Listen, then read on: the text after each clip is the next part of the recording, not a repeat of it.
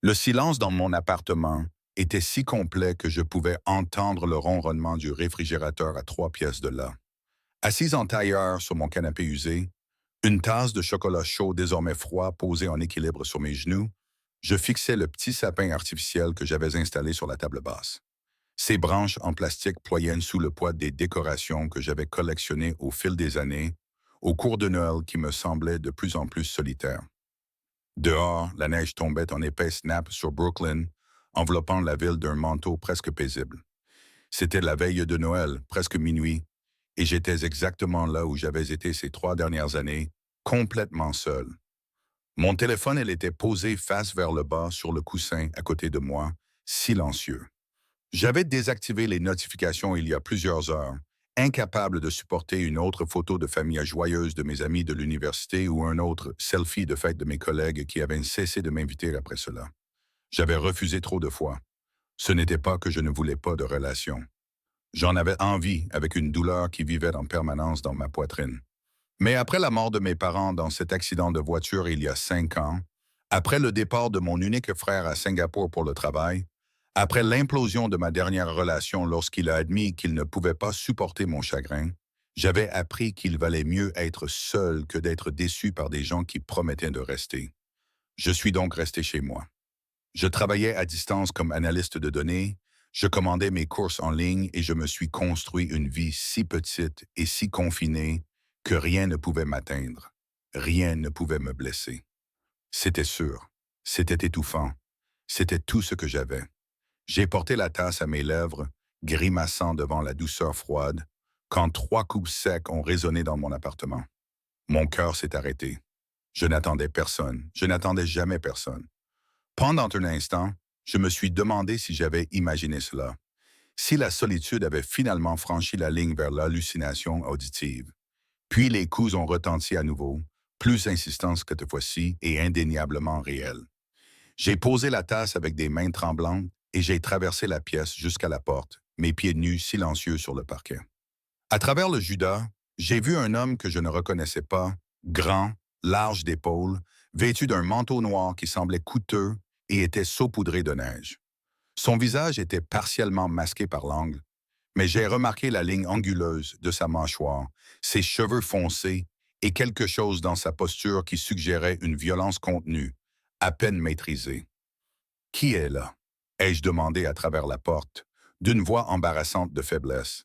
Je m'appelle Donado Testa. Sa voix avait un accent profond. Italien, ai-je pensé, et elle dégageait une autorité qui donnait envie d'obéir sans comprendre pourquoi. Je dois vous parler. C'est à propos de votre voisine, Madame Calibercy. Madame Calibercy, la vieille dame qui habitait 2 portes plus loin, qui me souriait toujours dans le couloir, qui m'avait invité 3 fois à son repas de Noël et avait accepté mes refus polis avec élégance. L'inquiétude a pris le pas sur ma prudence. Qu'est-ce qu'elle a? Elle va bien? Ouvrez la porte, s'il vous plaît.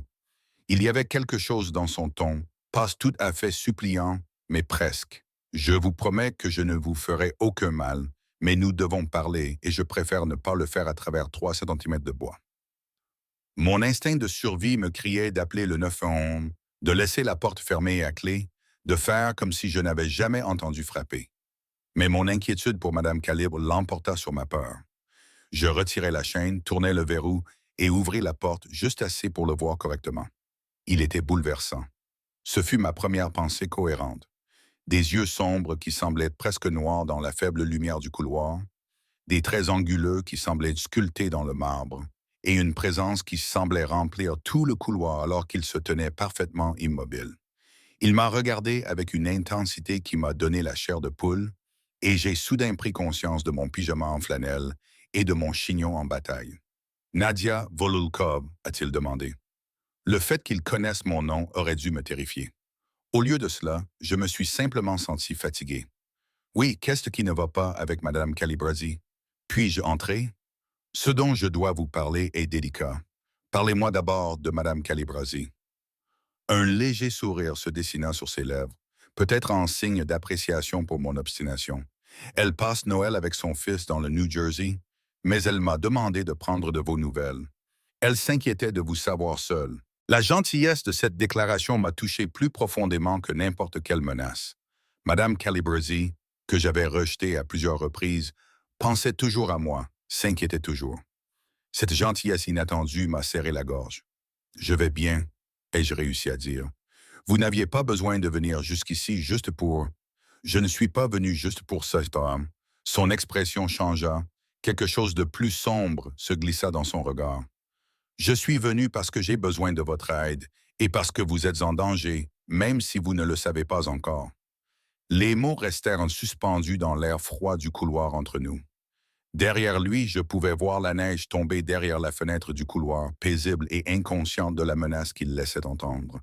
J'aurais dû claquer la porte. J'aurais dû appeler la police. J'aurais dû faire n'importe quoi d'autre que ce que j'ai fait, à savoir reculer et lui faire signe d'entrée. 5 minutes, ai-je dit. Ensuite, vous partez. 5 minutes. Il a franchi le seuil et j'ai senti son parfum. Quelque chose de cher et de sombre, comme le cèdre et la fumée. Merci. Je fermai la porte, mais sans la verrouiller. Il me semblait important de garder une issue de secours. Donado Tessa se tenait dans mon petit salon, complètement déplacé. Son manteau coûteux et son pouvoir évident contrastaient fortement avec mes meubles d'occasion et mes décorations bon marché. Il examina la pièce avec la même intensité qu'il m'avait examiné, et j'eus le sentiment désagréable qu'il cataloguait tout, établissait un profil, évaluait. Vous vivez seul, dit-il sans poser de questions. Oui, de quel danger parlez-vous? Il a tourné ses yeux sombres vers moi, et j'ai vu quelque chose passer sur son visage. Du calcul, de l'inquiétude, ou peut-être simplement de la fatigue. De près, j'ai remarqué des détails qui m'avaient échappé dans le couloir. La légère cicatrice sur sa pommette gauche, les mèches argentées dans ses cheveux foncés au niveau des tempes, la façon dont ses mains restaient détendues le long de son corps, mais prêtes à agir, comme un boxeur entre deux rounds. Savez-vous ce que je fais dans la vie, Nadia? Devrais-je le savoir?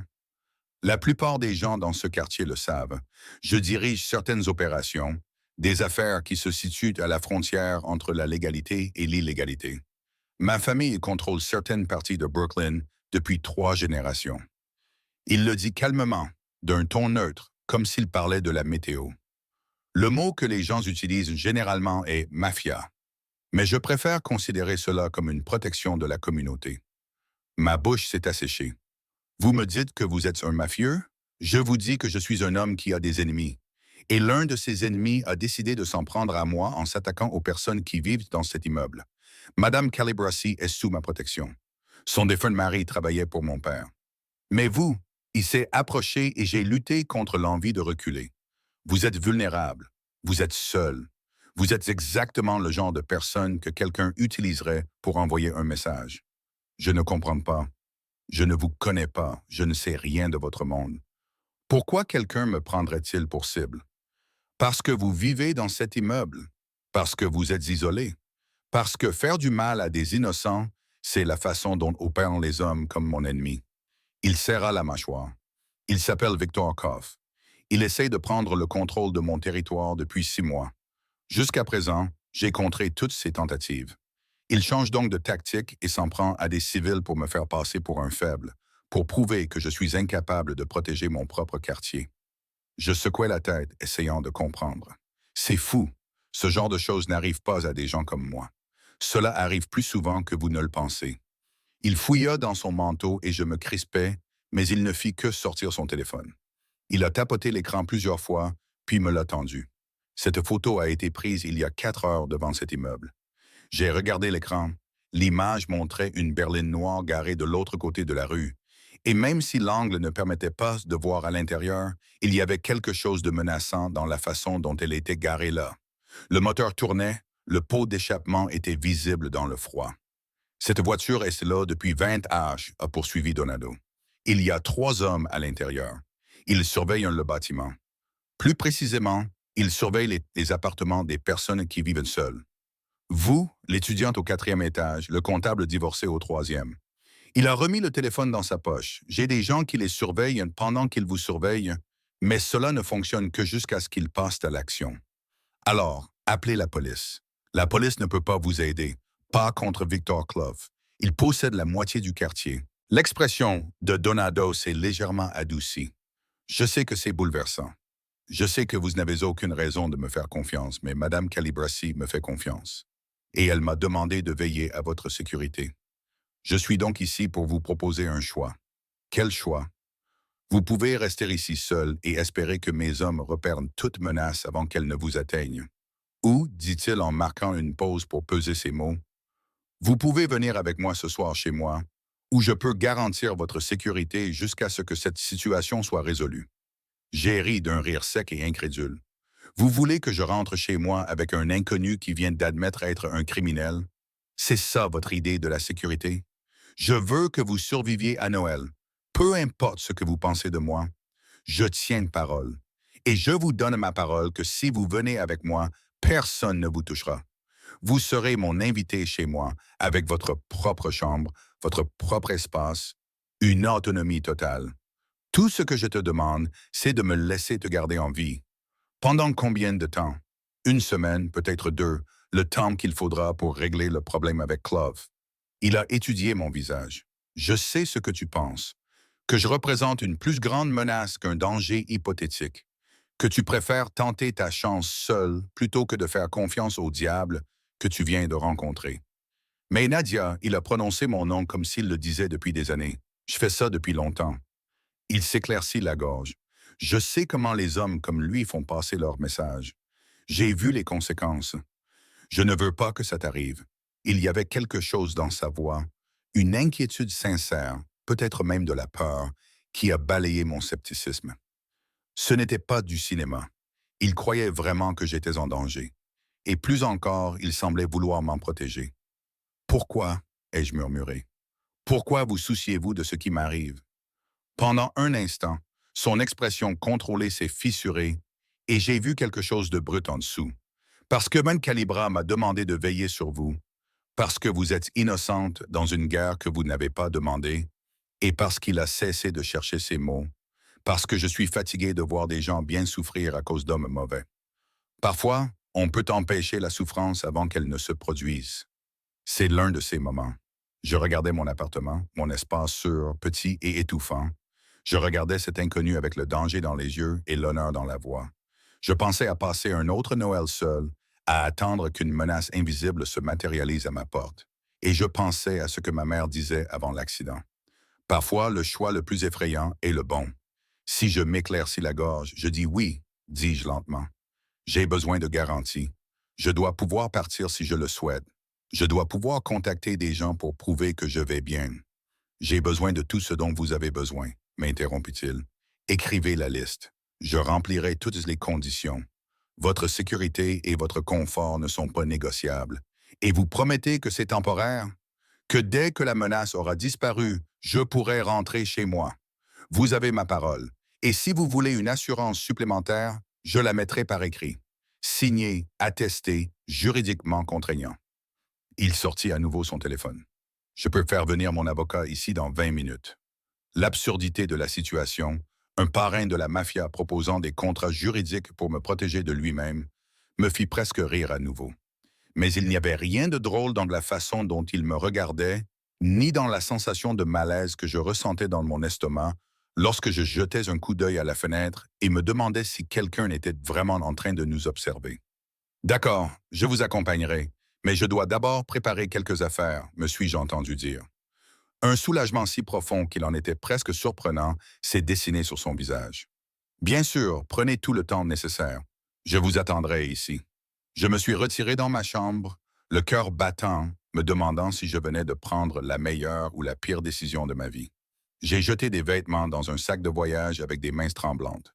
Des jeans, des pulls, mon ordinateur portable, des chargeurs, des articles de toilette. J'ai pris le chargeur de mon téléphone et l'album photo de mes parents sur ma table de chevet, car j'avais besoin de quelque chose de familier dans cet endroit étrange où j'allais. Quand je suis sorti 15 minutes plus tard, Donado se tenait exactement là où je l'avais laissé, comme s'il avait peur que le fait de bouger m'effraie. Il a pris mon sac sans demander, et ses doigts ont effleuré les miens lors de l'échange. Le contact a été bref mais électrique, et à en juger par la façon dont ses yeux se sont légèrement écarquillés, il l'a ressenti aussi. « Prête ?» m'a-t-il demandé. « Non, mais allons-y quand même. » Il a souri, un sourire sincère cette fois, chaleureux et approbateur. « Courageux. » J'aime ça. Nous avons quitté mon appartement. Donado s'est placé entre moi et la cage d'escalier pendant que nous descendions. Dehors, la neige s'était intensifiée, transformant la rue en un décor de cartes de Noël. Mais la berline noire était toujours là, exactement comme Donado l'avait décrit, et j'ai senti des regards posés sur moi tandis que nous marchions vers un SUV sombre garé le long du trottoir. Un homme que je n'avais pas remarqué auparavant est sorti de l'ombre, large d'épaules, avec une cicatrice qui lui barrait le sourcil gauche. Il a ouvert la porte arrière du SUV sans dire un mot. « Voici Marco », a dit Donado, le chef de ma sécurité. « Il va nous conduire. » Je me suis glissé sur la banquette arrière et Donado m'a suivi, se plaçant entre moi et la fenêtre.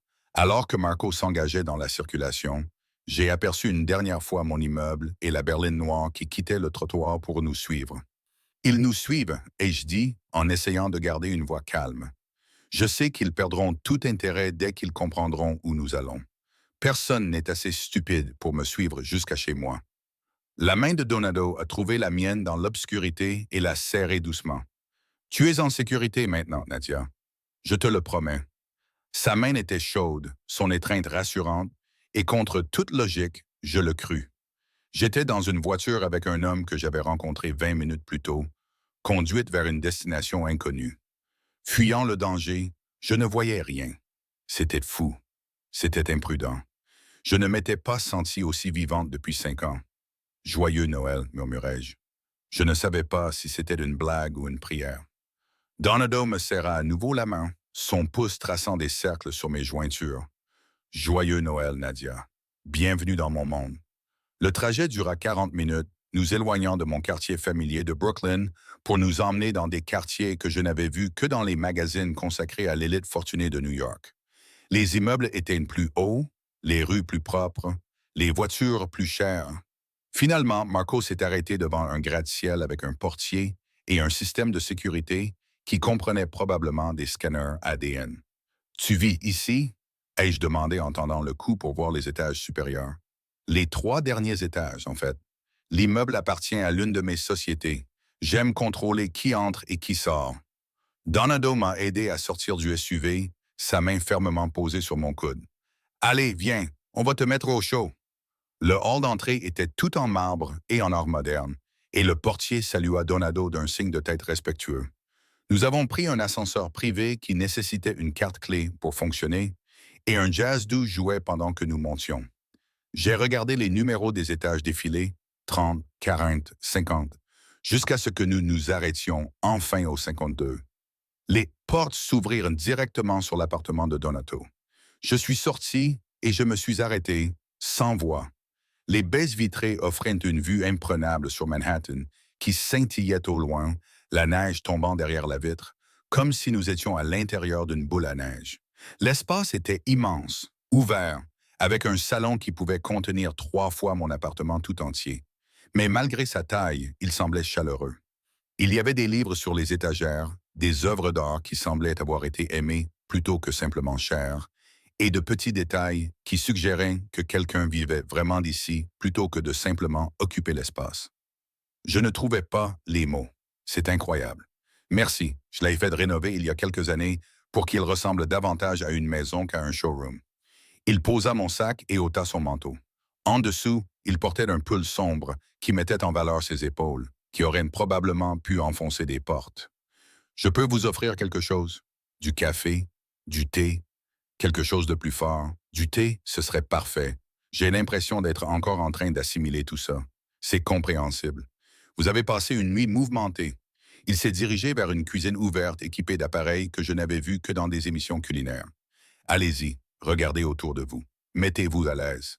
Vous êtes chez vous ici, aussi en ici de si longtemps que vous en aurez besoin. » J'ai parcouru la pièce attiré par les fenêtres et leur vue imprenable. La ville s'étendait devant moi comme un circuit imprimé, tout en lumière et en géométrie. D'ici, le danger décrit par Donado semblait lointain, presque irréel.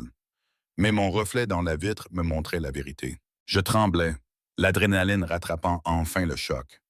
Donado apparut à mes côtés avec une tasse de thé, dont la vapeur s'élevait dans délicates volutes. De la camomille bonne pour les nerfs. Je l'acceptais avec gratitude, enroulant mes deux mains autour de la tasse chaude. Je ne comprends toujours pas pourquoi vous faites cela. Vous auriez pu simplement m'avertir ou demander à quelqu'un de surveiller mon immeuble. Vous n'aviez pas besoin de m'amener ici. Non, je n'étais pas obligé. J'ai choisi de le faire. Il s'appuya contre le cadre de la fenêtre, m'observant avec la même intensité qu'auparavant. Je peux vous dire quelque chose? J'ai l'impression que vous allez le faire de toute façon. Cela lui valut un petit rire. C'est vrai, voici la vérité. Je suis seul à Noël depuis 8 ans. Mes parents sont morts. Mes frères et sœurs se sont dispersés. Mon travail, il ne me reste pas beaucoup de place pour autre chose. J'ai arrêté de fêter Noël il y a des années, car cela me semblait inutile de célébrer une joie que je ne ressentais pas. Il prit une inspiration. Et puis Madame Calibrassi m'a appelé ce soir. Elle s'inquiétait pour sa voisine, qu'elle trouve trop jeune pour être aussi seule qu'elle. Elle vous a décrite comme une personne gentille mais renfermée, blessée mais toujours combative. Et j'ai pensé que peut-être, en te protégeant, nous n'aurions pas à passer Noël seuls. La vulnérabilité dans son aveu m'a fait mal au cœur. Il ne s'agit donc pas seulement de protection. La protection est réelle, le danger est réel. Mais non, il ne s'agit pas seulement de cela. Il m'a regardé droit dans les yeux. Je suis un homme égoïste, Nadia. J'ai vu une occasion de faire quelque chose de bien tout en me donnant une raison de me sentir humain pendant quelques jours. Si cela fait de moi un opportuniste, qu'il en soit ainsi. J'aurais dû être offensé. J'aurais dû me sentir utilisé. Au lieu de cela, je me suis simplement senti compris comme je ne l'avais pas été depuis des années. Je comprends. J'ai été seul par choix pendant si longtemps que cela a cessé d'être un choix. C'est simplement devenu qui je suis. Qui tu as été, corrigea-t-il doucement. Pas qui tu dois être. Nous sommes restés là, dans le reflet de la fenêtre. Deux personnes seules trouvant une compagnie inattendue dans les circonstances les plus étranges. Dehors, la neige continuait de tomber. Et quelque part dans la ville, des hommes mal intentionnés complotaient des actes de violence. Mais à ce moment-là, j'ai ressenti quelque chose que je n'avais pas ressenti depuis 5 ans. La sécurité. Pas seulement physique, mais aussi émotionnelle. Comme si j'avais trouvé quelqu'un qui comprenait la nuance particulière de la solitude que je portais en moi. Ta chambre est par là, a dit Donado après un moment, en montrant le couloir. Salle de bain privée? Ton propre espace? Je suis 3 portes plus loin si tu as besoin de quoi que ce soit. Et Nadia? Il attendit que je le regarde. Merci de me faire confiance. Je sais que cela n'a pas été facile. Merci de te soucier de moi, même si c'est égoïste. Je souris, me surprenant de moi-même. Joyeux Noël, Donado. Joyeux Noël. Il le disait sincèrement cette fois-ci, comme si les fêtes n'étaient peut-être pas complètement dénuées de sens après tout. Ma chambre était magnifique, décorée dans des tons doux de gris et de crème, avec un lit qui ressemblait à un nuage et des fenêtres offrant une vue imprenable. Je posais ma tasse de thé et m'effondrais sur le matelas, l'esprit tourbillonnant de tout ce qui venait de se passer. 4 heures plus tôt, j'étais seul dans mon appartement, résigné à passer un autre Noël isolé. À présent, j'étais dans un penthouse avec un parrain de la mafia qui, d'une manière ou d'une autre, me faisait me sentir plus en sécurité que je ne l'avais été depuis des années. C'était fou. C'était impossible. Et allongé là dans l'obscurité, avec la ville qui brillait derrière mes fenêtres, je ne pouvais m'empêcher de penser que tout était sur le point de changer. Je me suis réveillé avec la lumière du soleil d'hiver qui filtrait à travers des fenêtres inconnues et l'odeur du café qui flottait quelque part au fond de l'appartement. Pendant un instant, je n'ai pas su où j'étais. Le lit était trop confortable, les draps trop doux, le silence trop complet. Puis mes souvenirs me sont revenus. Donado, la menace, la route enneigée à minuit jusqu'à ce refuge penthouse. J'ai attrapé mon téléphone sur la table de chevet et j'ai vu qu'il était presque 10 heures du matin, plus tard que je n'avais dormi depuis des années. Il y avait des messages de mon frère à Singapour me souhaitant un joyeux Noël et un appel manqué de Mme Calibrasi. Je me suis promis de la rappeler, puis j'ai enfilé un jean et un pull avant de sortir. Le salon était vide, mais des voix provenaient de la cuisine. Je les ai suivies et j'ai trouvé Donado devant la cuisinière, en train de préparer quelque chose qui sentait incroyablement bon, tandis que Marco était assis au comptoir en train de lire le journal. Ils ont tous deux levé les yeux quand je suis entré. « Bonjour », a dit Donado en souriant. Il avait l'air différent à la lumière du jour, moins intimidant, plus humain. Il portait un jean foncé et un simple T-shirt noir qui mettait en valeur ses bras, que je n'aurais certainement pas dû remarquer. Du café, s'il vous plaît, et ça sent incroyablement bon. Une frittata à la saucisse italienne, la recette de ma mère. Il m'a versé du café dans une tasse qui coûtait probablement plus cher que mes factures mensuelles. Joyeux Noël. Comment avez-vous dormi? Mieux que depuis des mois, honnêtement. J'ai accepté le café avec gratitude. Votre lit est comme un nuage, tant mieux. Vous aviez besoin de repos. Il retourna à la cuisinière et je le regardais cuisiner avec l'aisance de quelqu'un qui apprécie vraiment ce qu'il fait. Marco et moi étions justement en train de discuter de la situation avec Clove. Il y a eu des développements pendant la nuit. Mon estomac se noua. Quel genre de développement? Marco plia son journal. Les hommes de Clove ont essayé d'entrer dans votre immeuble à 3 heures du matin. Nos hommes les ont interceptés. Il y a eu une confrontation. Quelqu'un a été blessé? Pas nos hommes. 2 des hommes de Clove sont à l'hôpital avec des blessures qu'ils auront du mal à expliquer. L'expression de Marco était neutre, mais quelque chose dans sa voix suggérait qu'il avait été personnellement impliqué dans ces blessures. Le message a été envoyé, mais cela signifie que Clove sait que nous te protégeons spécifiquement, ce qui compliquait les choses, a ajouté Donado, en dressant les assiettes avec une précision professionnelle. Il va désormais vous considérer comme précieux, soit comme un moyen de pression, soit comme un moyen de me provoquer. Nous devrons donc être extrêmement prudents. Il posa une assiette devant moi et, malgré mon anxiété, j'eus l'eau à la bouche. La frittata était parfaite. Des œufs moelleux parsemés de saucisses et de légumes, recouverts de fromage qui fondait dans la bouche. J'avais vécu si longtemps de plats surgelés que la vraie nourriture me semblait presque décadente. C'est incroyable, dis-je en mâchant. Cuisiner est une forme de méditation pour moi. Quand tout le reste est chaotique, la cuisine a du sens. Il se servit d'une autre tasse de café. Voici ce que je pense. Tu restes ici pendant les prochains jours pendant que nous nous occupons de Clove. Tu seras en sécurité où que tu ailles. Mais surtout, je préfère que tu restes là où je sais que tu es en sécurité. Après le Nouvel An, tout devrait être réglé d'une manière ou d'une autre. Que signifie régler dans ton monde? Cela signifie que soit Cove se retire, soit Donato marque une pause, pesant ses mots, soit il devient définitivement le problème de quelqu'un d'autre. La désinvolture avec laquelle il parlait de violence aurait dû me terrifier. Au lieu de cela, je me sentais simplement reconnaissante que sa capacité à faire preuve de violence ne soit actuellement pas dirigée vers moi. Et tu es sûr que je serai en sécurité ici? Ce bâtiment est mieux sécurisé que la plupart des installations gouvernementales. Fenêtres par balles, murs renforcés, salles de sécurité à chaque étage. De plus, Marco et 6 autres hommes sont là en rotation spécialement pour te protéger. Il a croisé mon regard par-dessus le comptoir. Je ne laisserai rien t'arriver, Nadia. C'est une promesse. Je l'ai cru. Peut-être étais-je naïve. Peut-être avais-je simplement désespérément besoin que quelqu'un se soucie de moi, mais je le croyais totalement. D'accord, alors je vais rester. Mais j'ai besoin de travailler. J'ai des délais à respecter et des appels vidéo. Je ne peux pas disparaître complètement de ma vie. Bien sûr, installez-vous où vous voulez. Le mot de passe Wi-Fi est sur le réfrigérateur. Et si vous avez besoin de quoi que ce soit pour travailler, demandez. Il vérifia son téléphone et fronça les sourcils. J'ai des affaires à régler cet après-midi. Marco sera là si tu as besoin de quoi que ce soit. Mais je serai de retour pour le dîner. Tu n'as pas besoin de modifier ton emploi du temps pour moi. Je ne le fais pas. Je dîne toujours à la maison à Noël. Cette année, j'ai de la compagnie. Il a souri et son visage espacé de dangereux à ravageur. De plus, j'aimerais en savoir plus sur la femme que je protège. Considérez cela comme une compensation pour mon hospitalité. Je ne suis pas si intéressante. J'en doute fortement. Il se leva, prit son téléphone et sa veste sur le dossier de sa chaise. Faites comme chez vous, Nadia. Vraiment, tout ici est à votre disposition. Après son départ, le penthouse me sembla à la fois trop grand et trop intime.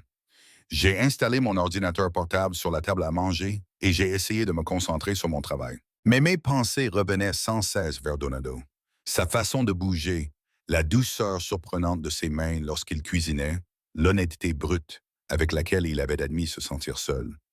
Il n'avait rien à voir avec l'image que je me faisais d'un parrain de la mafia. Il était complexe, prudent et portait des blessures que je reconnaissais, car elles ressemblaient beaucoup aux miennes. J'ai travaillé pendant le déjeuner, me perdant dans des feuilles de calcul et des rapports d'analyse. Marco venait régulièrement voir si tout allait bien, m'apportant du café frais sans que je le lui demande, et sa présence discrète était étrangement réconfortante. Lorsque mon appel vidéo avec mon équipe basée à Singapour s'est terminé, il était presque 17 heures et le soleil d'hiver se couchait déjà, peignant le ciel de nuances ambrées et roses. C'était ton frère, m'a dit Marco depuis la cuisine. Ce n'était pas une question. Je me suis retourné, surprise. Comment avez-vous? Vous souriez différemment lorsque vous parlez à votre famille. Plus doucement. Il préparait quelque chose au comptoir. Des légumes à première vue. Donado m'a demandé de commencer à préparer le dîner. Il est en retard, mais il devrait arriver bientôt. Vous cuisinez aussi? Tout le monde dans l'entourage de Donado a plusieurs compétences. Ça nous rend précieux. Il le dit d'un ton neutre, comme si être garde du corps, chef cuisinier, était tout à fait normal. Vous devriez rappeler votre grand-mère, Madame Calibrassi. Elle s'inquiète. Je l'ai donc appelée, m'installant dans le canapé avec mon téléphone. Madame Calibrasi a répondu à la deuxième sonnerie, sa voix chaleureuse m'apaisant immédiatement. Nadia. Oh, Dieu merci. Je me suis fait tellement de soucis pour toi. Je vais bien, Madame Calibrasi. Je reste chez Donado Ta pendant quelques jours. Il m'a dit que vous lui aviez demandé de prendre de mes nouvelles. C'est vrai. Je sais que tu n'aimes pas en parler, ma chérie. Mais je t'ai vu devenir de plus en plus triste et solitaire ces dernières années. Quand Donado a mentionné des problèmes dans le quartier, je me suis dit, eh bien, je pense que vous avez peut-être besoin de quelqu'un tous les deux. C'est un homme bien, quoi que vous ayez pu entendre. Il a été très gentil, ai-je admis, même si j'ai encore du mal à accepter le fait qu'il s'agisse d'un homme qui essaie d'être meilleur que sa situation. Madame Calibra m'interrompit gentiment. Oui, c'est vrai, son père était cruel, mais Donado est différent. Il protège les gens, prend soin du quartier. Je lui confierai ma vie, Nadia. Tu peux lui confier la tienne. Nous avons discuté pendant encore 20 minutes, et ses paroles pleines de sollicitude m'ont apaisé comme un baume. Lorsque nous avons raccroché, je me sentais plus stable, plus ancré. Madame Calibrasi avait raison. Je devenais de plus en plus triste, laissant mon isolement se transformer en quelque chose de permanent. Peut-être que cette situation bizarre était l'occasion de briser ce schéma. La porte d'entrée s'ouvrit et Donado entra, portant des sacs de course et l'air fatigué. Désolé d'être en retard. Tout a pris plus de temps que prévu. Tout va bien? Demandai-je. Aussi bien que possible, répondit-il en posant les sacs et en retirant sa veste. La neige recouvrait ses épaules, fondant en taches sombres. Mais j'ai apporté des cadeaux. Je me suis rendu compte ce matin que tu n'avais probablement rien prévu pour Noël, dit-il en montrant les sacs. J'ai pris la liberté de m'en occuper. Je m'approchais pour voir et découvrir de magnifiques paquets cadeaux, un nouveau livre d'un auteur que j'adorais, des thés raffinés et des saveurs que je n'avais jamais goûtées, ainsi qu'un pull en cachemire bleu foncé. Cette attention me serra la gorge. Tu n'étais pas obligé de faire ça, j'en avais envie. Noël devrait être synonyme de cadeau, même dans des circonstances étranges. Il s'est approché de moi, suffisamment près pour que je puisse sentir son eau de Cologne, le cèdre et quelque chose de plus chaud. Il y a encore une chose. Il a sorti une petite boîte de sa poche et me l'a tendue. À l'intérieur se trouvait un délicat collier en argent avec un petit pendentif en forme de flocon de neige. Donado, c'est trop. Non, ce n'est rien. Mais je l'ai vu et j'ai pensé à toi. Et il s'est arrêté. Une expression vulnérable a traversé son visage. Je voulais que tu aies quelque chose de beau. Pour te rappeler que même les Noëls étranges peuvent avoir de bons moments. Je n'ai pas réfléchi. Je me suis simplement penché et j'ai embrassé sa joue, sentant son souffle se couper. Merci pour tout cela, pour m'avoir fait me sentir moins seul. Sa main s'est levée pour caresser mon visage, son pouce effleurant ma pommette avec une douceur poignante. Tu me fais aussi me sentir moins seul, Nadia. Ça vaut plus que des bijoux. Nous sommes restés là, dans l'obscurité grandissante, les lumières de la ville commençant à briller derrière les fenêtres. C'était dangereux de m'attacher à un homme dont le monde était construit sur la violence, de me laisser éprouver des sentiments pour quelqu'un que je connaissais depuis moins de 24 heures. Mais ses yeux retenaient les miens avec un désir si ouvert, un espoir si prudent, que je ne pouvais me résoudre à m'éloigner. Le dîner est prêt, a appelé Marco depuis la cuisine, rompant le charme. La main de Donado est tombée, mais ses yeux sont restés fixés sur les miens. Nous devrions manger, et ensuite vous pourrez peut-être me raconter votre histoire, si vous le souhaitez. Qu'est-ce qui vous fait penser que j'ai une histoire? Tout le monde a une histoire, surtout les gens qui choisissent la solitude aussi soigneusement que vous l'avez fait. Il a fait un geste vers la table à manger.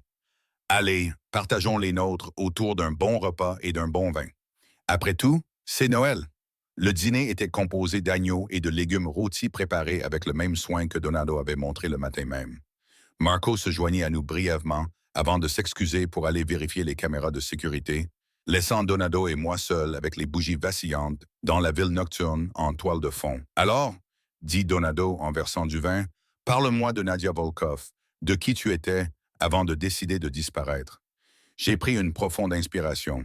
Mes parents sont morts il y a 5 ans. Dans un accident de voiture, mon frère venait de partir travailler à l'étranger. Et soudain, je me suis retrouvé complètement seul pour la première fois de ma vie. Je n'ai pas bien géré la situation. Le deuil n'est pas quelque chose que l'on gère bien. On y survit. J'y ai survécu en coupant les ponts avec tout le monde. Mes amis ont essayé au début, mais j'ai continué à décliner leurs invitations et à annuler nos projets jusqu'à ce qu'ils abandonnent. Puis mon petit ami m'a quitté parce qu'il disait qu'aimer moi, c'était comme aimer un fantôme.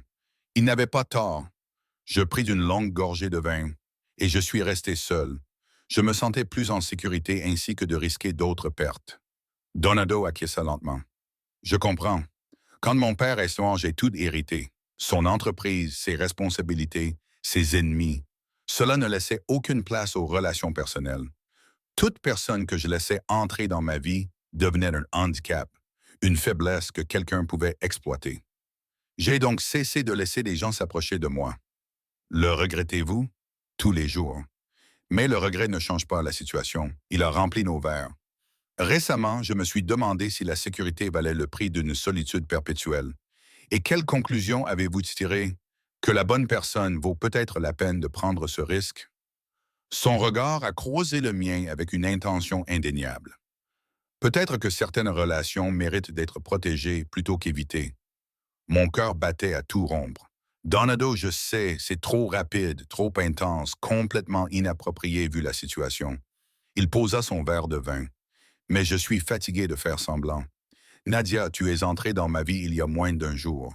Et d'une manière ou d'une autre, tu m'as fait me sentir plus humain que je ne l'ai été depuis des années.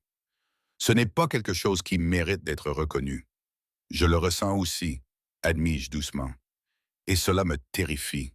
Je ne sais pas comment faire confiance à cela, comment te faire confiance, comment me faire confiance pour ne pas tout gâcher en fuyant lorsque les choses deviendront difficiles. Alors, ne fuis pas, reste. Voyons ce qui se passe lorsque deux personnes seules cessent de privilégier la sécurité plutôt que la connexion. Il tendit le bras par-dessus la table et prit ma main. Je ne peux pas te promettre que ce sera facile, Nadia. Mon monde est compliqué et dangereux, mais je peux te promettre d'être honnête. Je peux te promettre que quoi qu'il y ait entre nous, je le protégerai aussi farouchement que je te protège. J'ai regardé nos mains jointes, les siennes grandes et marquées de cicatrices, les miennes petites et tremblantes. Tout ce qui était logique me disait que c'était une idée terrible. Mais assise là avec Donado, la ville scintillant derrière les fenêtres et ses yeux sombres pleins d'un espoir prudent, je ne me souvenais plus pourquoi la sécurité m'avait toujours semblé plus importante que cela. D'accord, ai-je murmuré, je resterai. Pas seulement à cause du danger, mais parce que je veux voir où cela nous mènera. Son sourire était éblouissant. Dieu merci, j'étais prête à lui présenter des arguments beaucoup plus élaborés. Nous avons terminé le dîner en parlant de choses plus insignifiantes, des livres que nous aimions, des films qui nous faisaient pleurer, des petits détails qui craignent l'intimité. Donado m'a parlé de sa mère qui lui avait appris à cuisiner, du vignoble que sa famille possédait en Italie, de son rêve d'avoir un jour une vie qui ne tourne pas autour du territoire et de la violence. Je lui ai parlé de mon travail d'analyse de données, des feuilles de calcul qui avaient du sens alors que les gens n'en avaient pas, de mon amour secret pour les émissions de télé-réalité trash, et petit à petit, les murs que nous avions tous deux érigés ont commencé à s'effriter. Il était presque minuit lorsque Donado m'a raccompagné à ma chambre. Nous sommes restés debout dans l'embrasure de la porte, aucun de nous ne voulant dire bonne nuit, tous deux conscients que franchir certains seuils changerait tout. Merci pour cette journée, lui ai-je dit, pour les cadeaux, pour le dîner, pour avoir été honnête sur ce que tu veux. Merci de m'avoir donné une raison de fêter à nouveau Noël. Il a tendu la main et a glissé une mèche de cheveux derrière mon oreille, ses doigts s'attardant sur ma peau. Dors bien, Nadia. À demain matin. Bonne nuit, Donado. Il s'est retourné pour partir, puis s'est arrêté. Si tu fais des cauchemars, si tu n'arrives pas à dormir ou si tu ne veux tout simplement pas rester seul, ma porte est ouverte. Je ne la ferme jamais à clé, au cas où tu aurais besoin de le savoir. Puis il est parti, me laissant debout dans l'embrasure de la porte, le cœur battant à tout rompre, consciente que je tombais amoureuse d'un homme qui pouvait soit me sauver, soit me détruire, voire les deux. Allongé dans mon lit, je fixais le plafond, pensant aux portes ouvertes et aux choix impossibles. Quelque part dans le bâtiment, des hommes armés montaient de la garde pour me protéger des menaces extérieures. Mais qui me protégerait de la menace bien plus dangereuse de tomber amoureuse? La réponse, réalisai-je alors que le sommeil m'emportait enfin, était personne. J'étais seul face à cela. Et pour la première fois en 5 ans, je ne me sentais pas en sécurité. J'avais l'impression d'être à l'aube de quelque chose de réel, à la fois terrifiant et exaltant. Les jours suivants se déroulèrent selon un rythme dangereusement domestique. Donado partait le matin pour s'occuper d'affaires dont il ne me donnait pas les détails, et je travaillais depuis le penthouse, échangeant des emails et passant des appels vidéo depuis sa table à manger. Marco restait discret et 2 autres agents de sécurité, Luca et Antonio, se relayaient par équipe. Ils me traitaient avec un respect attentif, et j'avais l'impression que Donado leur avait clairement fait comprendre ce qui leur arriverait s'ils ne le faisaient pas. Les soirées étaient réservées à Donado et moi. Nous cuisinions ensemble, il m'apprenait des recettes italiennes, tandis que je lui faisais découvrir le plaisir discutable des sushis à emporter. Nous regardions des films, blottis aux 2 extrémités de son immense canapé. La distance entre nous diminuait progressivement chaque soir. Nous parlions jusqu'à tard, partageant nos histoires, nos peurs et les petites vulnérabilités qui créent des ponts entre les âmes isolées.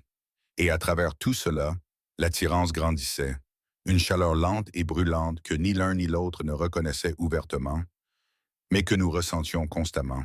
Sa main effleurait la mienne lorsqu'il prenait le sel.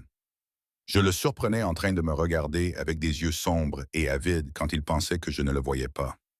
L'air entre nous restait chargé, électrique, promettant des explosions si jamais nous cessions d'être prudents. La 3e nuit, je n'arrivais pas à dormir. Mon esprit était agité par le stress du travail et la peur de ce qui se passerait lorsque cette sécurité temporaire prendrait fin. Allongé dans mon lit, je regardais la neige tomber derrière mes fenêtres, puis je me suis souvenu des paroles de Donado.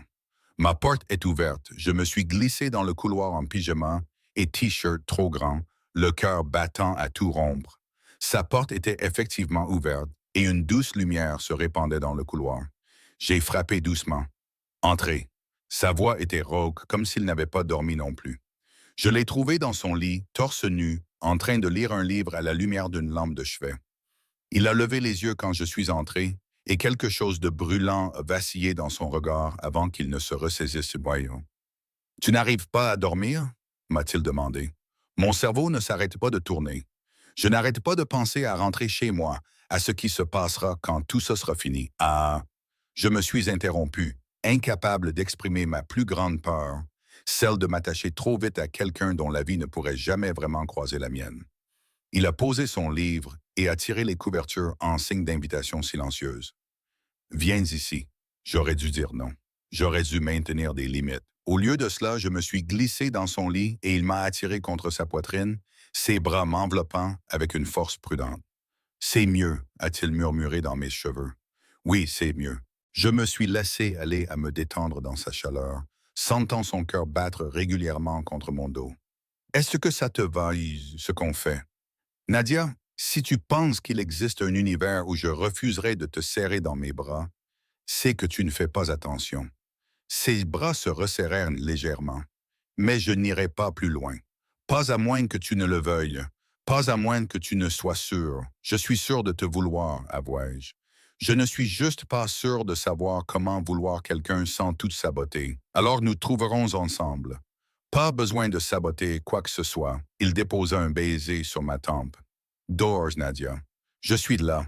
Je dormis donc dans les bras de Donado Testa, plus en sécurité que je ne l'avais été depuis 5 ans, et rêvais de possibilités auxquelles j'avais cessé de croire. Je me réveillais sous la lumière hivernale, le visage endormi de Donado à quelques centimètres du mien. Son expression dans le sommeil était plus jeune, plus vulnérable. Les traits durs de son visage s'adoucissaient, lui donnant presque un air enfantin. Je le regardais respirer, comptais les fines cicatrices sur sa peau, des histoires que je ne connaissais pas encore, mais que je voulais découvrir, et sentais mon cœur se briser avec une certitude terrifiante. Je tombais amoureuse de lui. Il s'éclaircit la gorge. Il ouvrit les yeux et sourit, encore endormi, chaleureux et complètement sans défense.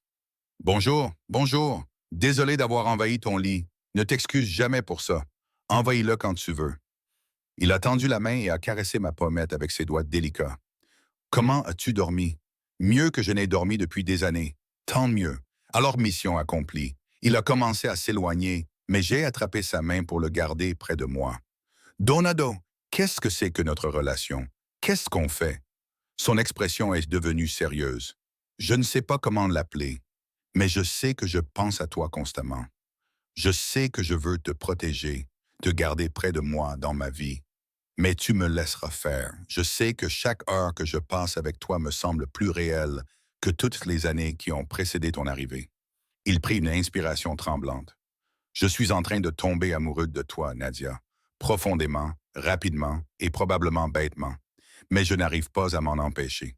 Je suis en train de tomber amoureuse de toi aussi, murmurai-je. Et cela me terrifie.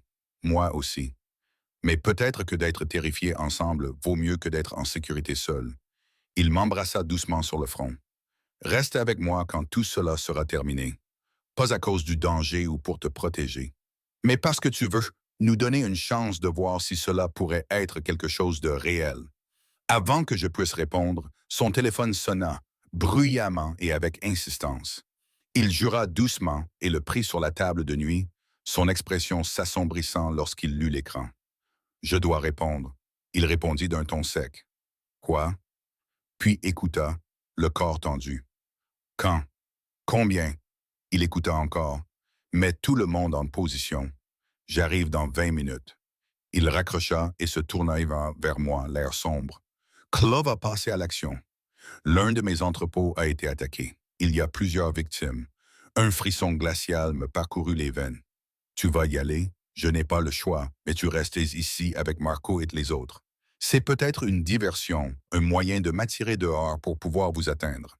Il était déjà en train de s'habiller avec une précision efficace. Promets-moi de rester à l'intérieur. N'ouvre la porte à personne. Ne t'approche pas des fenêtres. Reste en sécurité jusqu'à mon retour. Donado, fais attention, s'il te plaît.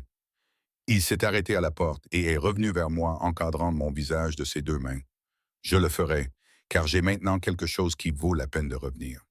Il s'éclaircit la gorge, puis il m'a embrassé profondément, avec possession et plein de promesses qu'il ne pourrait peut-être pas se tenir. Et puis il est parti, me laissant seul avec ma peur et la terrible certitude que son monde avait finalement rattrapé notre fragile paix. Les heures qui suivirent furent une torture. J'essayais de travailler, mais je n'arrivais pas à me concentrer. J'essayais de lire, mais je n'arrivais pas à comprendre les mots. Je faisais les 100 pas dans le penthouse comme un animal en cage, sous le regard attentif de Marco. Des alertes d'actualité s'affichaient sur mon téléphone. Un incendie dans un entrepôt à Red Hook, plusieurs blessés, une enquête policière, mais rien concernant Donado en particulier. Rien qui me permette de savoir s'il était sain et sauf. À midi, j'étais au bord de la crise de nerfs. Marco m'avait déplacé dans une pièce intérieure sans fenêtre, la pièce sécurisée dont Donado avait parlé, et son expression était passée de vigilante à véritablement inquiète. « Des nouvelles? » demandai-je pour la 100e fois. « Pas encore. Mais dans notre monde, pas de nouvelles, bonnes nouvelles. » Il vérifia à nouveau son téléphone, fronça les sourcils, car un silence radio aussi long était inhabituel. « Marco, dis-moi la vérité. À quel point est-ce dangereux? Il m'a observé longuement, pesant clairement l'honnêteté contre le réconfort. Très dangereux. Cove ne joue plus. C'est la guerre ouverte. Et Donado est sa cible principale. Ces mots ont confirmé mes pires craintes. Nous devrions faire quelque chose. Aller là-bas. Aider d'une manière ou d'une autre. Nous devons rester exactement où nous sommes et suivre les ordres de Donado. Il ne me pardonnerait jamais si quelque chose t'arrivait parce que j'ai abandonné mon poste. L'expression de Marco s'adoucit. Ils tiennent à toi, Nadia. Bailly. Puisqu'il a tenu à quiconque depuis des années, cela fait de toi quelqu'un qui mérite d'être protégé. Je tiens aussi à lui. C'est pourquoi il m'est impossible de rester ici sans rien faire alors qu'il est en danger. Le téléphone de Marco sonna. Il répondit immédiatement, écouta, puis se détendit visiblement. Compris. Nous serons prêts. Il raccrocha et se tourna vers moi avec un air soulagé. Donado va bien. Il est sur le chemin du retour, mais nous allons vous déplacer ailleurs. Il ne fait plus confiance à cet endroit. Clove a des relations dont nous n'avions pas tenu compte. Où ça? Dans un endroit encore plus sûr. Donado t'expliquera quand il arrivera. 20 minutes plus tard, les portes de l'ascenseur s'ouvrirent et Donado entra d'un pas décidé. Il était débraillé, sa chemise déchirée, les jointures ensanglantées, mais il était entier et vivant, et mon cœur faillit éclater de soulagement. Je courus vers lui sans réfléchir, et il me rattrapa, me serrant fort dans ses bras. « Je vais bien », murmura-t-il dans mes cheveux. « Je vais bien, Nadia. Tu saignes. Ce n'est pas mon sang. » Il s'écarta suffisamment pour me regarder. Ses yeux sombres étaient intenses. « Mais nous devons partir maintenant. Club a des gens dans cet immeuble. Des portiers, des agents d'entretien, des gens en qui je pensais pouvoir avoir confiance. On n'est plus en sécurité ici. Où on va? Dans la propriété de ma famille à Westchester. C'est une forteresse. Avec de vrais murs, des gardes armés, tout le tralala. On sera en sécurité là-bas pendant que je termine ça. » Il a pris mon visage entre ses mains. « Je sais que ce n'est pas ce à quoi tu t'étais engagé. Si tu veux partir, je m'occuperai de faire disparaître. Nouvelle identité, nouvelle ville, tout ce dont tu as besoin pour repartir à zéro en toute sécurité.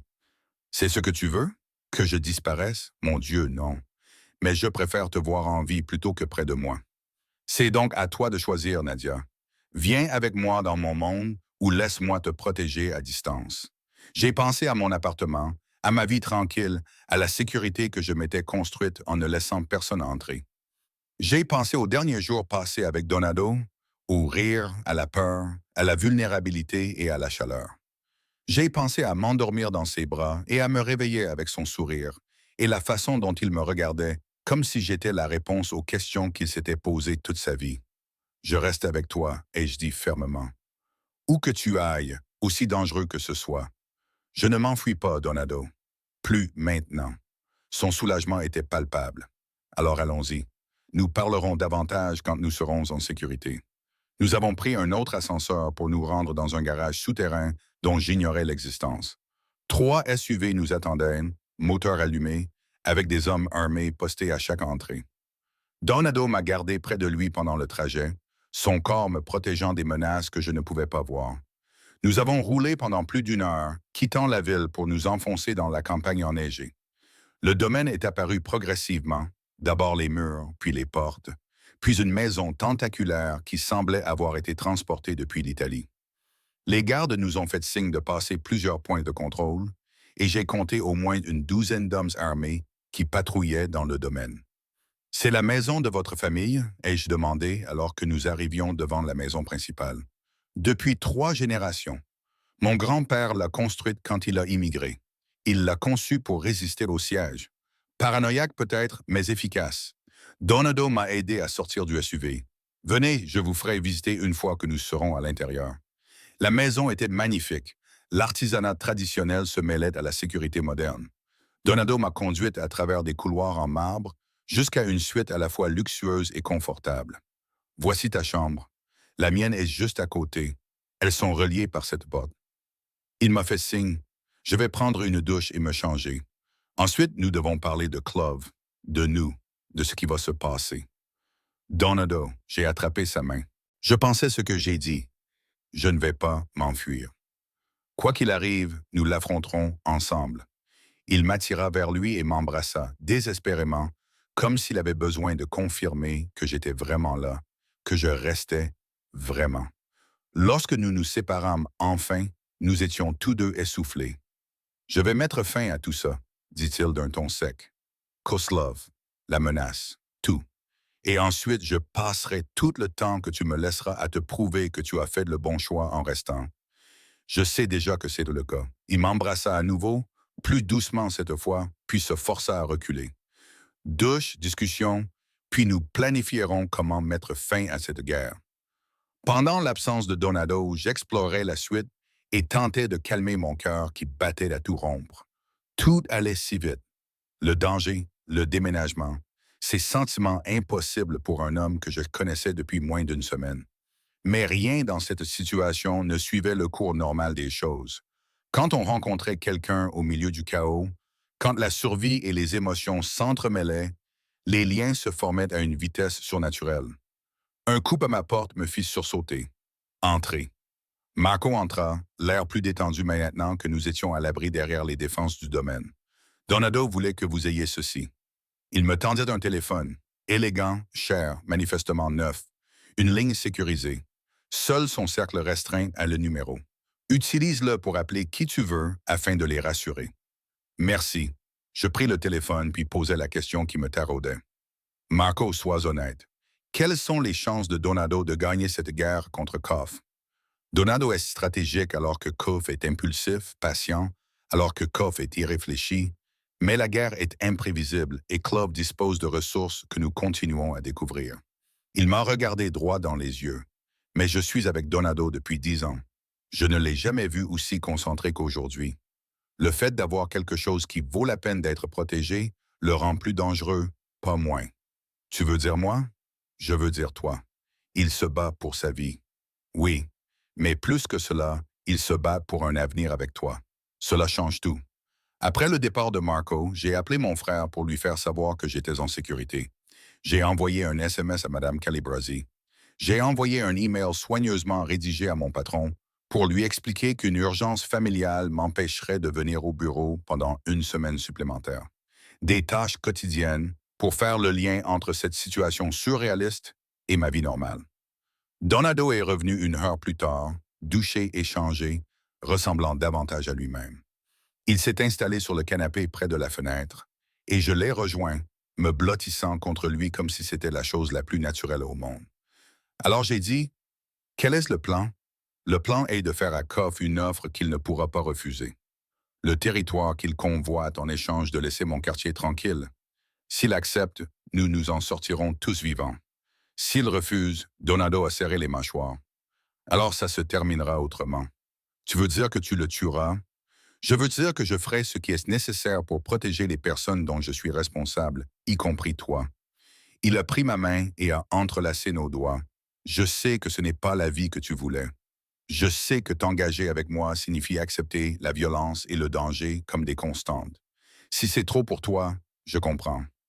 Arrête de me donner des excuses, dis-je fermement.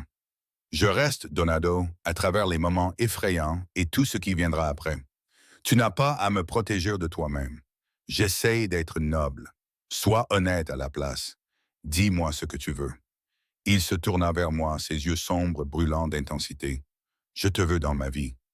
Pas seulement pendant cette crise, mais après. Je veux me réveiller à tes côtés, te préparer le petit déjeuner et te faire découvrir mon monde au-delà de la violence. Je veux apprendre à te connaître dans les moindres détails et te laisser faire de même avec moi. Je veux...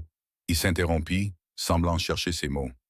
Je veux construire quelque chose de réel avec toi, Nadia. Quelque chose qui dure. Mon cœur semblait trop grand pour ma poitrine. Je veux ça aussi, tout ça. Même si je suis un criminel, même si les gens te jugeront toujours parce que tu es avec moi. Même si j'ai passé 5 ans à privilégier la sécurité plutôt que les relations, se racle la gorge. Cela m'a rendu solitaire et petit. Tu me fais me sentir à nouveau vivant. Cela vaut la peine de prendre des risques. Il m'a alors embrassé, lentement, profondément, avec beaucoup de promesses. Lorsque nous nous sommes enfin séparés, son front reposait contre le mien, nous respirions tous les deux difficilement. Quand tout cela sera terminé, murmura-t-il, je t'emmène en Italie, dans le vignoble dont je t'ai parlé. Nous boirons du vin, mangerons trop, et ferons comme si le reste du monde n'existait pas. Cela semble parfait. Ça le sera, je te le promets. Nous avons passé le reste de la journée à planifier, Donado à coordonner avec ses collaborateurs et à préparer la réunion avec Clove, qui allait tout déterminer. Je restais à ses côtés, lui apportant mon soutien autant que possible, et fus peu à peu présenté aux hommes et aux femmes qui formaient son cercle restreint. Ils me traitèrent avec respect, teintés de curiosité, se posant clairement des questions sur la femme qui avait capté l'attention de leur patron. Ce soir-là, Donado me trouva dans la bibliothèque, en train de regarder les photos de famille accrochées au mur. Ses parents, son enfance, l'histoire de la famille Testa, capturée dans des images fanées. C'est ma mère, dit-il doucement, en désignant une femme aux yeux bienveillants et au sourire doux. Elle est morte quand j'avais 16 ans. Un accident de voiture, comme tes parents. Je suis désolé. Moi aussi. Elle était la seule à penser que je pouvais devenir autre chose que ce que mon père me préparait à être. Après sa mort, j'ai arrêté de lutter. J'ai simplement accepté que la violence et le contrôle étaient mon héritage. Il se tourna vers moi. Jusqu'à toi. Tu me fais penser qu'elle avait peut-être raison. Que je peux peut-être être plus que ça. Tu es déjà plus que ça, dis-je en me tournant vers lui. Tu protèges les gens. Tu tiens tes promesses. Tu essaies de mettre fin à cette guerre plutôt que de la perpétuer. Ce n'est rien, Donado. Je t'aime. Il le dit sans dramatisme, juste avec sincérité. Je sais que c'est trop tôt et probablement fou, mais je t'aime, Nadia Volkov. Et j'avais besoin que tu le saches avant demain. Les larmes me brûlaient les yeux.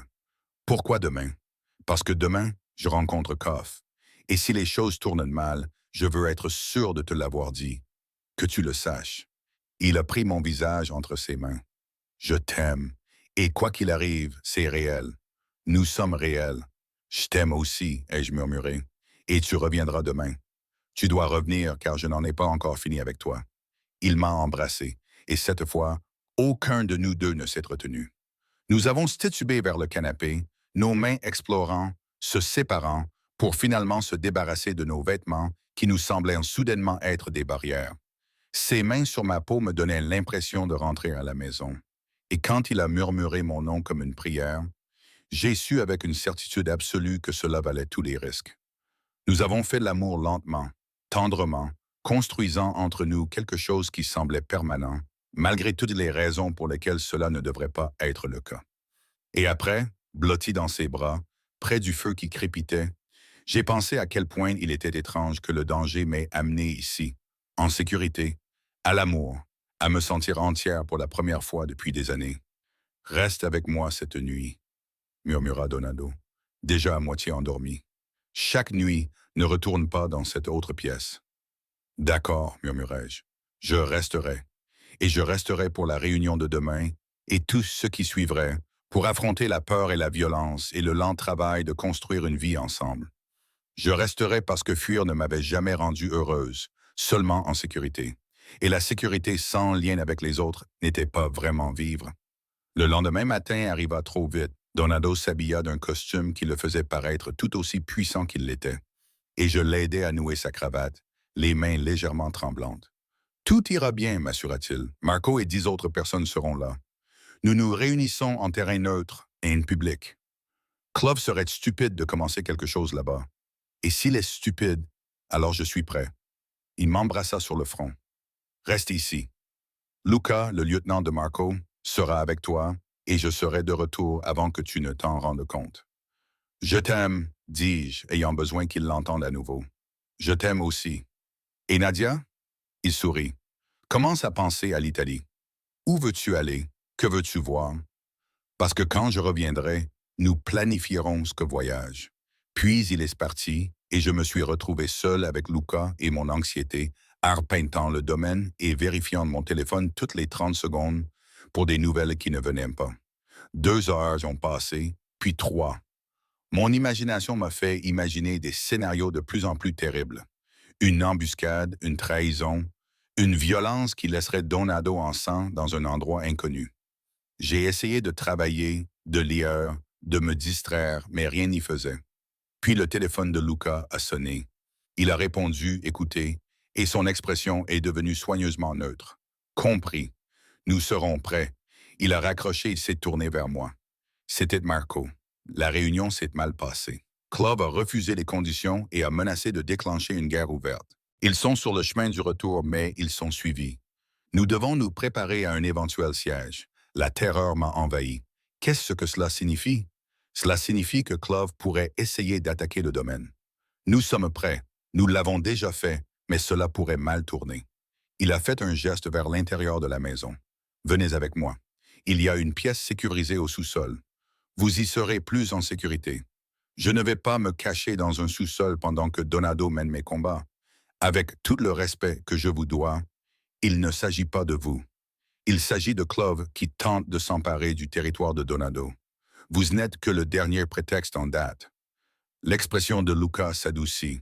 Mais vous êtes aussi la raison pour laquelle Donado doit survivre à cela. Alors, laissez-nous vous protéger, s'il vous plaît. Il se battra mieux s'il sait que vous êtes en sécurité. Son raisonnement était logique, même si je le détestais. Je suivis Luca jusqu'à une pièce blindée qui semblait tout droit sortie d'un film d'espionnage. Des murs épais, une alimentation en air indépendante, des écrans diffusant les images des caméras de sécurité installées autour du domaine. 6 autres personnes s'y trouvaient déjà. Des membres de la famille et du personnel, tous nerveux. Puis nous avons attendu. Grâce aux images des caméras de sécurité, j'ai vu arriver des SUV. Le convoi de Donado roulait à vive allure. Derrière eux se trouvaient 3 autres véhicules que je ne reconnaissais pas. Ils étaient bien suivis. Les véhicules ont franchi les portes du domaine à toute vitesse et celles-ci se sont refermées derrière eux, mais pas avant que 2 des voitures qui les poursuivaient aient également réussi à passer. Les hommes armés ont jailli des 2 côtés et soudain, le calme du domaine a fait place au chaos. J'ai regardé avec horreur les coups de feu éclater. Les hommes de Donado se sont mis à couvert derrière les véhicules et les murs, ripostant avec une précision professionnelle. Mais les hommes de Clove continuaient d'affluer, vague après vague, plus nombreux que quiconque ne l'avait prévu. Ça sent mauvais, marmonna Luca en regardant les images. Ils sont trop nombreux. Ce n'est pas un avertissement. C'est une attaque en règle. Sur les écrans, je vis Donato se mettre à couvert, diriger ses hommes, une arme à la main qu'il maniait avec une compétence terrifiante. Il était dans son élément, autoritaire et mortel, et je n'avais jamais eu aussi peur pour quelqu'un de ma vie. La bataille a duré une éternité, mais n'a en réalité duré que 15 minutes. Peu à peu, les forces de Clove ont été repoussées, certaines battant en retraite, d'autres tenant bon. Lorsque le silence est enfin revenu, le domaine ressemblait à une zone de guerre. Luca a reçu un appel, a parlé brièvement, puis s'est tourné vers nous. C'est fini. Les hommes de Clove sont morts ou capturés. Nous sommes en sécurité. Il m'a regardé en particulier. Donato te demande. J'ai couru à travers le sous-sol, j'ai monté les escaliers et je suis sorti dans le parc où la fumée flottait encore dans l'air froid. J'ai trouvé Donato près des grilles, en train de parler avec Marco, du sang sur sa chemise, le sien cette fois, provenant d'une éraflure le long des côtes. Donato. J'ai couru vers lui et il s'est retourné, son expression passant de l'épuisement au soulagement lorsqu'il m'a vu. « Tu vas bien ?» a-t-il murmuré en me serrant dans ses bras malgré sa blessure. « Dieu merci. » Quand j'ai vu combien était entré par les portes, j'ai pensé, il s'est arrêté, serrant mes épaules plus fort. J'ai cru que je ne pourrais pas revenir vers toi. Tu es blessé. Ce n'est rien, à peine une égratignure. Mais il m'a laissé inspecter la blessure, qui était effectivement superficielle mais saignait encore. Allez, rentrons. Nous devons parler. Dans l'infirmerie du domaine, pendant qu'un médecin recousait le flanc de Donado, Marco annonça la nouvelle. Koff n'était pas avec eux. Il avait envoyé ses hommes, mais il était resté en retrait, ce qui signifiait qu'il savait qu'il était en train de perdre, mais qu'il n'abandonnait pas encore. « Alors nous allons le trouver », a déclaré Donato en serrant les dents. « Ce soir, avant qu'ils ne puissent se regrouper ou planifier une autre attaque. Cela doit cesser maintenant. Donado, tu es blessé. J'ai commencé. Je vais bien. Et je suis fatigué de vivre sous la menace, fatigué de te mettre en danger. » Il m'a attrapé la main. « Je vais mettre fin à tout cela, Nadia, pour nous, afin que nous puissions avoir l'avenir dont nous avons parlé. Laisse-moi venir avec toi. » « Hors de question. Alors ramène-moi chez moi. Si tu traques Clove ce soir, je veux être dans un endroit familier, un endroit qui me semble familier. Je lui ai serré la main. S'il te plaît, je vise dans ton monde depuis des jours. J'ai besoin de quelques heures pour me rappeler qui je suis en dehors de tout ça. Il m'a observé, visiblement déchiré. Si je te ramène chez toi, tu partiras avec 4 gardes. Tu ne quittes pas l'appartement. Tu gardes ton téléphone allumé et au premier signe de problème, tu m'appelles. Marché conclu. Marché conclu. 3 heures plus tard, j'étais de retour dans mon appartement pour la première fois depuis près d'une semaine. Il était exactement comme je l'avais laissé. Un petit sapin sur la table basse. Un chocolat chaud-froid encore dans sa tasse. Ma vie s'était figée pendant que je vivais celle de quelqu'un d'autre. Mais maintenant, elle me semblait différente, plus petite, moins comme un sanctuaire et plus comme une cage que j'avais construite pour me protéger de la vie. Les 4 gardes se sont postés autour de mon immeuble. 2 dans le couloir, 2 dans l'appartement, essayant de se faire discret sans y parvenir. J'appréciais leur présence, mais j'avais besoin d'espace. Je me suis donc retiré dans ma chambre pour appeler mon frère et le rassurer que j'allais bien. Nous avons parlé pendant 1 heure de choses sans importance, de son travail, de sa petite amie, du temps à Singapour. Une conversation fraternelle ordinaire qui m'a ramené à la réalité, me rappelant que la vie existait au-delà du danger des guerres mafieuses. Lorsque nous avons raccroché, je me sentais plus moi-même que je ne l'avais été depuis des jours. Je préparais du thé dans ma cuisine lorsque j'ai entendu un bruit provenant du salon. Un bruit sourd, comme si quelque chose de lourd était tombé. Je me suis figé, à l'écoute. L'un des gardes aurait dû m'appeler pour me rassurer, mais il n'y avait que le silence. Le cœur battant à toute rompre, j'ai attrapé mon téléphone et me suis dirigé vers la porte. Le salon était plongé dans l'obscurité.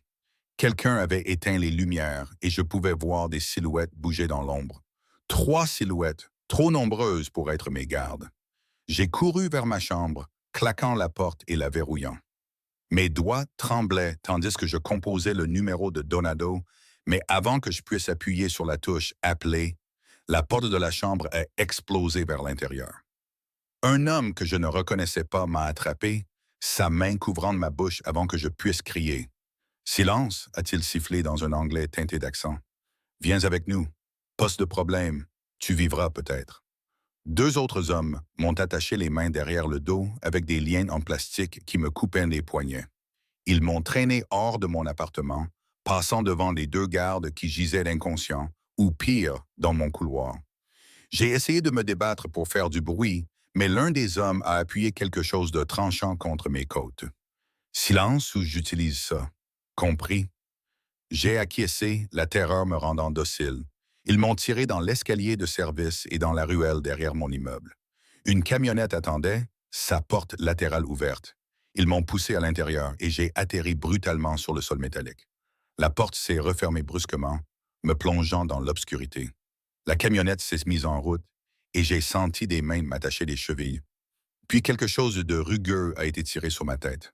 Une cagoule bloquait le peu de lumière qui filtrait à travers les vitres de la camionnette. J'ai essayé de ralentir ma respiration pour réfléchir clairement malgré la panique. Donado saurait que quelque chose n'allait pas si ses gardes ne se présentaient pas. Il viendrait me chercher. Je devais juste survivre assez longtemps pour qu'il me trouve. Le trajet a duré 20 minutes, mais la terreur a déformé le temps. Lorsque la camionnette s'est enfin arrêtée et que la porte s'est ouverte, des mains rugueuses m'ont traîné dehors.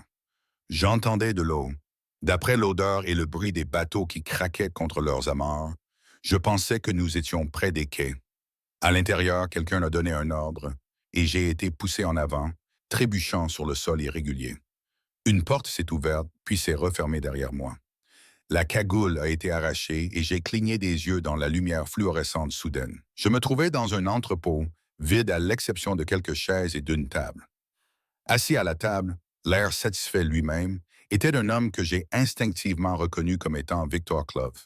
Il était plus âgé que je ne l'avais imaginé, peut-être 60 ans, avec des cheveux argentés et un visage qui aurait pu être beau avant que la cruauté ne le déforme.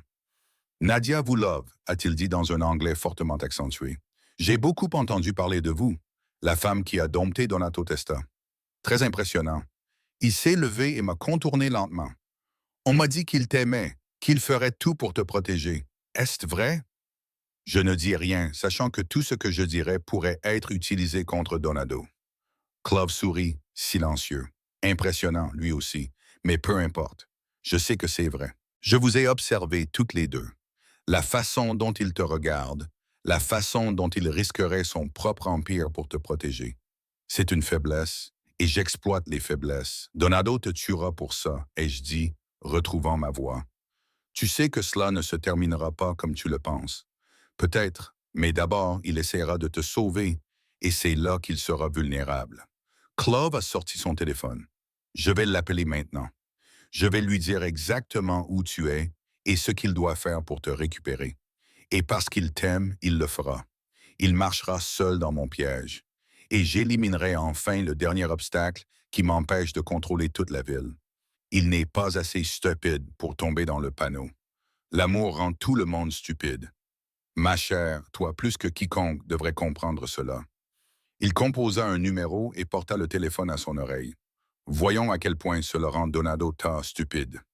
Je regardais impuissant. Koff délivrait son ultimatum à celui qui avait répondu, probablement Marco. Il donna une adresse, fixa des conditions et menaça de recourir à la violence si elles n'étaient pas respectées à la lettre. Lorsqu'il raccrocha, il souriait. Dans 1 heure, il viendra seul ou je te tuerai. Et quand il arrivera, je vous tuerai tous les deux. Simple, élégant, efficace. Il fit signe à ses hommes. Mettez-la sur la chaise. Assurez-vous qu'elle est bien attachée. Je veux que Tessa la voie quand il entrera.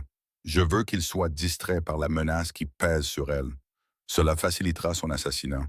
Ils m'ont attaché à une chaise en métal avec des attaches supplémentaires, me plaçant face à la porte. Mes poignets me faisaient mal et la peur me nouait l'estomac.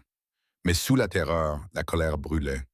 Je refusais d'être la demoiselle dont la mise en danger avait causé la mort de Donado.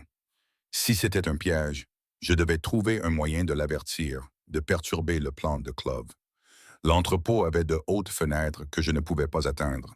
Je voyais une porte, et probablement d'autres que je ne pouvais pas voir depuis ma position. J'avais compté 6 hommes de Clove, tous armés. Les chances étaient minces, mais Donado ne viendrait pas seul. Peu importe ce que Clove avait exigé, il aurait un plan, des renforts, quelque chose. Je devais juste lui faire confiance et rester en vie assez longtemps pour que ce plan fonctionne. Le temps s'écoulait lentement. Clove était assis à sa table, nettoyant son arme avec une précision méthodique. Ses hommes fumaient et discutaient en russe, se raclent la gorge, me jetant de temps à autre des regards comme si j'étais un trophée qu'ils avaient gagné. Je testais discrètement les attaches en plastique, mais elles étaient serrées et me coupaient la peau lorsque je tirais dessus. Puis je l'entendis, le bruit lointain d'un moteur. Clove se leva, ses hommes se mettant en position autour de l'entrepôt. Le piège était tendu et Donado marchait droit dessus. La porte de l'entrepôt s'ouvrit et mon cœur s'arrêta. Donado se tenait là, seul, se racle la gorge, les mains levées pour montrer qu'il n'était pas armé. Son regard croisa immédiatement le mien, et je vis le soulagement et la fureur se refléter sur son visage. « Lâchez-la, dit-il d'une voix d'un calme mortel. C'est moi que tu dois combattre, Clove. Elle est innocente. Personne qui t'aime n'est innocent, répondit Clove. Elle est complice de ton empire simplement parce qu'elle t'a choisi. Et maintenant, elle te regardera mourir avant de te rejoindre. Tu ne me tueras pas. Pas encore. Tu as besoin d'informations. Compte, contact, détails sur le territoire. C'est pour ça que tu me voulais vivant. Donado fit un pas en avant. Voici donc mon offre. Laisse-la partir sans encombre et je te dirai tout. Je coopérerai pleinement. Je te donnerai tout ce dont tu as besoin pour prendre le contrôle de mes opérations. Donado, non. J'essayais de me lever, mais la chaise était boulonnée au sol. Ne fais pas ça. Tais-toi, Nadia. Il ne me regardait pas, ses yeux rivés sur Koslov. Tu as déjà gagné. Tu as détruit mon entrepôt, tué mes hommes et capturé la femme que j'aime. J'en ai assez de me battre. Laissez-la partir. Clove l'observa avec méfiance. Pourquoi devrais-je vous croire? Parce que je suis fatigué. Parce que j'ai passé 10 ans à bâtir un empire dont je ne voulais pas et que je suis prêt à y renoncer. Parce qu'aimer cette femme m'a fait comprendre qu'il y a des choses plus importantes que le pouvoir. La voix de Donado se fit plus rauque. Laissez-la partir, je vous en prie. Je vous donnerai tout. Je regardais avec horreur Koff réfléchir. C'était faux. Donado n'aurait jamais capitulé ainsi. ce qui signifiait que c'était une mise en scène, une diversion, une partie d'un plan que je ne pouvais pas encore voir. Je devais jouer le jeu, aider autant que possible. Si vous me laissez partir, dis-je en faisant trembler ma voix, je le convaincrai de coopérer. Je m'assurerai qu'il vous dise tout. Mais s'il vous plaît, ne lui faites pas de mal, Clove sourit, appréciant clairement notre désespoir. Comme c'est touchant. Mais je crois que les fenêtres ont volé en éclats. 6 d'entre elles simultanément et des bombes fumigènes ont été lancées, remplissant l'entrepôt d'un épais brouillard gris. J'ai entendu des cris, des coups de feu et le chaos. Donado a bougé plus vite qu'il n'aurait dû être possible, plongeant vers moi. Il a sorti un couteau de je ne sais où et a coupé mes liens en quelques secondes. Restez baissé, m'a-t-il ordonné en me tirant derrière une pile de caisses. L'entrepôt s'est transformé en champ de bataille. Marco et ce qui semblait être des dizaines d'autres personnes ont envahi les portes et les fenêtres, et les hommes de Clove ont riposté. Mais la fumée a donné l'avantage aux hommes de Donado, et en quelques minutes, les coups de feu ont cessé. Lorsque la fumée s'est dissipée, les hommes de Clove étaient à terre. Marco se tenait au-dessus de Cove lui-même, qui était à genoux, un pistolet pointé sur la tête. Donado est sorti de notre cachette, m'entraînant avec lui. « C'est fini, dit Marco. Que veux-tu qu'on fasse de lui? » Donado regarda Cove avec une fureur glaciale. Il a menacé une femme innocente, attaqué ma maison, essayé de tuer des gens sous ma protection. Il se tourna vers moi. « C'est à toi de choisir, Nadia. Il a fait ça à cause de toi. C'est toi qui décides de son sort. » Le poids de cette décision menaçait de m'écraser. Je regardais Koff, un homme qui m'avait kidnappé, menacé de mort, qui m'aurait utilisé sans hésiter pour détruire Donado. Tous mes instincts réclamaient une punition, une vengeance. Mais en le regardant dans les yeux, je vis ce qu'il était devenu, empoisonné par le pouvoir, par la violence, par le cycle sans fin des représailles. « Laissez-le vivre, dis-je doucement. Mais assurez-vous qu'il ne puisse plus jamais menacer personne. Remettez-le aux autorités, à ses ennemis, à quiconque peut garantir qu'il sera impuissant. Mais ne deviens pas comme lui en le tuant. » Donado m'a longuement observé, puis a hoché la tête. « Marco, appelle nos contacts au FBI. Coassa fait l'objet de plusieurs mandats d'arrêt. C'est de l'information qu'ils veulent. Laisse-les l'emmener. Patron, il a essayé de vous tuer. Je sais, mais Nadia a raison. Nous valons mieux que ça. Nous valons mieux que lui. » Donado m'attira contre lui. « Faites-le sortir d'ici et trouvez celui qui lui a donné des informations sur notre sécurité. Je veux savoir qui nous a trahis. » Alors que Marco emmenait Clove, Donado reporta toute son attention sur moi. Ses mains parcoururent mes bras à la recherche de blessures. Son expression était un mélange de soulagement et de peur résiduelle. « Vous allez bien? Vous ont-ils fait du mal? »« Je vais bien. J'ai peur, mais je vais bien. » Je touchais son visage, besoin de confirmer qu'il était réel. « Tu es venu me chercher. Bien sûr que je suis venu te chercher. Tu pensais vraiment que je ne le ferais pas? » Il m'attira dans une étreinte écrasante. Quand Marco m'a dit qu'il t'avait enlevé, je n'avais jamais été aussi terrifié de ma vie. Si quelque chose t'était arrivé, mais ce n'était pas le cas. Nous allons tous les deux bien. Je me suis écarté suffisamment pour le regarder. C'est vraiment fini. La guerre, la menace, tout ça. C'est fini. Les lieutenants de Cause vont se disperser sans lui. Certains viendront me demander protection. D'autres disparaîtront.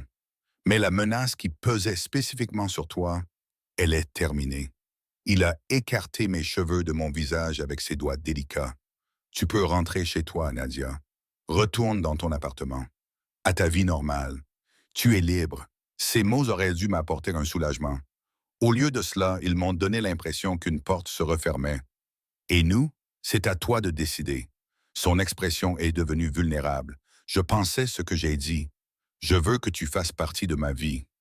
Mais je comprendrai si cette semaine a été trop difficile pour toi. Si tu as besoin de distance, de temps pour digérer tout cela, ou simplement d'espace pour déterminer ce que tu veux. Je pensais à mon appartement, à ma petite vie, à la sécurité que je m'étais construite en tenant tout le monde à distance.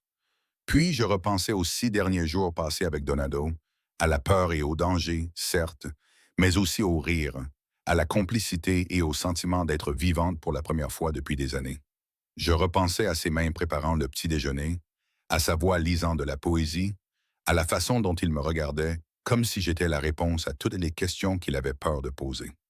Emmène-moi en Italie, ai-je dit. Le vignoble dont tu m'as parlé. Allons dans un endroit où nous pourrons être Nadia et Donado, sans danger, sans empire, sans rien de tout cela.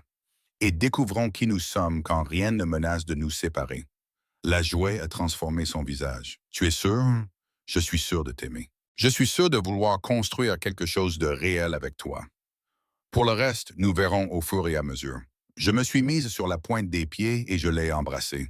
Alors oui, emmène-moi en Italie.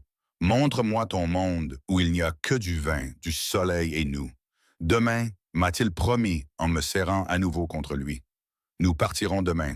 Et Nadia a-t-il ajouté d'une voix brute et sincère, merci de m'avoir donné ma chance. Merci de ne pas avoir fui alors que tu aurais probablement dû. Merci d'avoir choisi notre couple. Merci d'avoir frappé à ma porte à minuit le jour de Noël, de m'avoir fait me sentir moins seul, de m'avoir montré que la sécurité n'est pas synonyme de bonheur. Nous sommes restés là, dans l'entrepôt, entourés des traces de la violence, nous serrant l'un contre l'autre comme si nous étions des bouées de sauvetage. Ce n'était pas la fin romantique dont j'avais rêvé quand j'étais petite. Pas de cheval blanc, pas de déclaration parfaite, pas de promesse que tout serait facile. Mais c'était réel. Et après 5 ans passés à privilégier la sécurité plutôt que l'essentiel, la réalité était exactement ce dont j'avais besoin. Rentrons à la maison, murmura Donado. Au domaine. Nous ferons nos valises, nous nous organiserons, et demain, nous commencerons notre véritable premier rendez-vous en Toscane, avec du vin, des pâtes et absolument aucune fusillade. Cela me semble parfait. Il garda son bras autour de moi tandis que nous sortions de l'entrepôt et entrions dans la froide nuit de décembre. La ville scintillait autour de nous, indifférente aux petits drames qui s'étaient joués dans son ombre.